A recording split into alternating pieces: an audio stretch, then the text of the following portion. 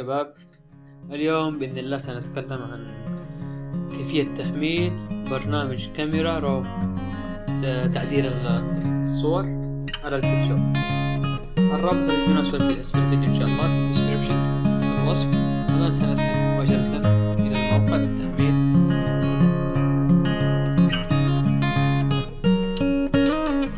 هذا هو الموقع الرسمي لأدوبي. في الأسفل سنجد لدينا خيارا للويندوز ونظام الماك، نظام أبل. هنا الذي لديهم أجهزة الويندوز يقوم بالتحميل من هنا ثم تحميل. أنا قد حملته مسبقا، سأضع لكم الرابط. هذا هو الملف. نقوم بفك الضغط على الملف ثم ندخل المجلد. نقوم بالتثبيت يعني طبيعي. طبعا قبل التثبيت يجب إغلاق كل النوافذ تبع الفوتوشوب. أي برنامج تبع أدوبي يتم إغلاقه قبل التثبيت. نقوم بالتثبيت طبيعي كما تشاهدون. أنا ثبت الأداة والآن نقيم التثبيت. هذه هي الأخيرة. أنا فينيش.